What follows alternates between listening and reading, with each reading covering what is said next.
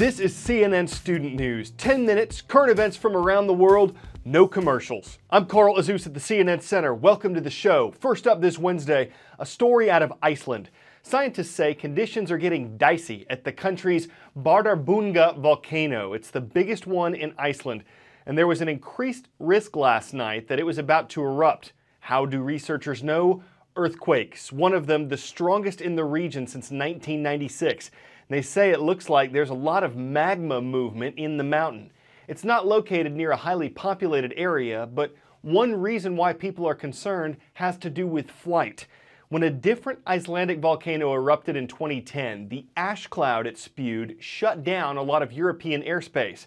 That affected more than 10 million people in the region and cost businesses billions of dollars. A monsoon has brought chaos to Southeast Asia. This is a wind system that blows into India from the southwest during the summer, and it brings tremendous amounts of rain in June and July. This monsoon season has been particularly bad. The flooding and landslides it's caused have killed more than 50 people in India and more than 100 in neighboring Nepal. Dozens are still missing. The rain's been so intense in some areas that it's overwhelmed rivers and spilled out through nearby villages in flash floods. There's been damage to thousands of homes. Tens of thousands of families have had to leave their homes. In some areas, people had to wait for rescue on rooftops or climb trees to stay above the rising waters. Moving west from India, we're taking you to the Middle East and stopping in the United Arab Emirates. Dubai is one of those emirates, and it's where you'll find the tallest building in the world. We've visited the Burj Khalifa before, reporting on what it's like to wash its windows. The building has broken a lot of records, but what keeps it running? What keeps it standing? At 2,716 feet, the Burj Khalifa is the tallest structure ever built on Earth. Towering over the city of Dubai, it has the highest observation deck and the highest restaurant in a skyscraper. And its owners say it has the highest swimming pool in the world. Is there room for tall buildings like this that aren't just, a landmark or something beautiful to look at, but that actually function and are efficient and profitable? I think they are. I think nowadays people are building smarter. Smarter and more efficient. Mohammed Alabar built the Burj at an estimated cost of $1.5 billion. Its doors opened in 2010. Today it was, 110 degrees. How do you keep this cool?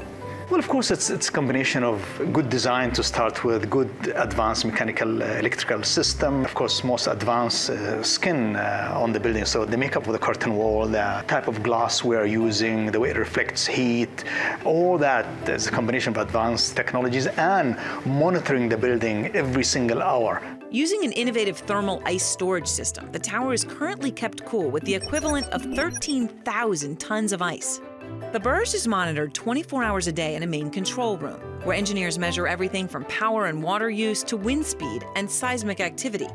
On a windy day, the top of the tower can move up to 6 feet in either direction, and the base is designed to shift in the event of an earthquake. You get a little nervous when there's an earthquake in the air? I used to, now I trust it so much, because recently, last week, we had quite a good movement in town. Getting to the observation deck on the 124th floor takes only about 60 seconds in one of the tower's 57 elevators. Its specially designed lifts can move up to 12,000 people a day and even act as a power source. They're actually creating power? Of course, they create power, and then the power goes back to the grid of the system that we have, lighting part of the building as well. Alabar explains how the Burj Khalifa captures water from outside the building itself in Dubai's sweltering humid air. We take great pride in the condensation that happens on the skin of the building. They get collected, and we use it for our irrigation system and the whole development. What we collect is equivalent to almost 20 Olympic pool sizes of condensation on the skin of this building, and it's very valuable when you live in the desert, of course. Time for the shout out. Along with hydras and corals, which organism would you find in phylum Cnidaria? Think you know it? Shout it out. Is it octopi, seaweed, sharks, or jellyfish? You've got 3 seconds. Go.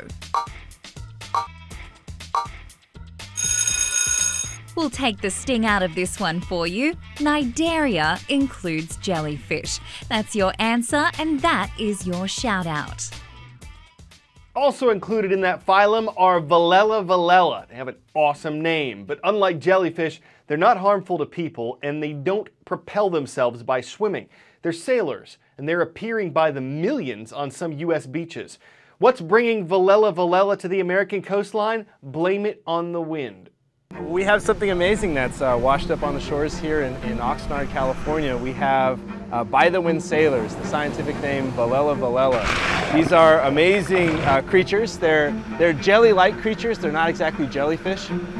What's amazing about them is they have absolutely no propulsions. They actually use this little piece right here to sail by the wind and capture plankton on the surface of the ocean. Every now and then the currents or the winds will change, and these guys will, instead of being pushed out to sea, they'll actually wind up on the beach. They're made up of actually lots of different individual organisms, all living in a colony together.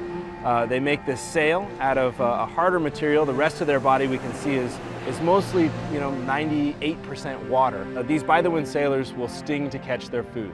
On the underside of their body, this sort of jelly part on the bottom, there'll be tentacles that hang down into the water, and if a fish egg or a small larval fish or something like that runs into them, then they'll sting them. But that sting is not very potent. It's nothing that could actually get through my skin. A lot of people probably never knew an organism like this existed in the world.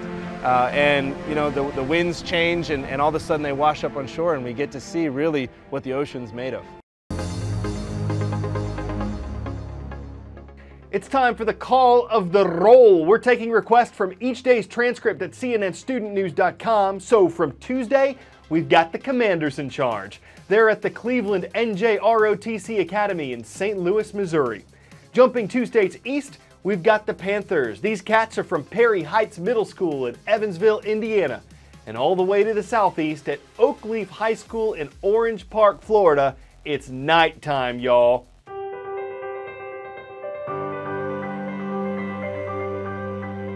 CNN heroes, folks like you and me who see the need for something and then take action to get it done.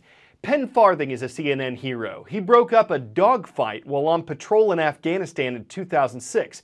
One of the dogs followed Farthing back to his base and became his pet.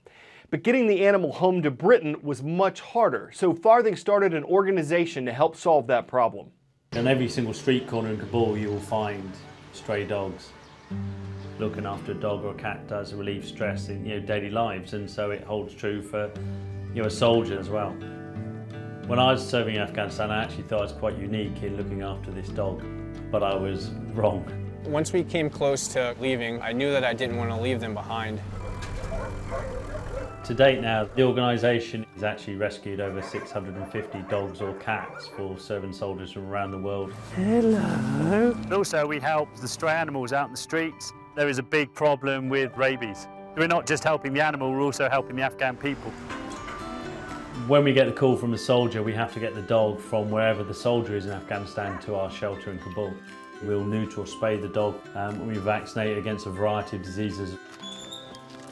Then the animal starts its journey from Kabul to the soldier's home country. When I pulled Cadence out of the crate, I was just so excited. I was even more excited that she remembered me. I can't believe it that they're here. She's been such a help. She's a huge part of the transition being easier for me. If I'd never have met Nawzad in the first place, none of this would have happened. My connection with Afghanistan stayed alive because of Nawzad. So for me, every time I look at him, it just makes me smile.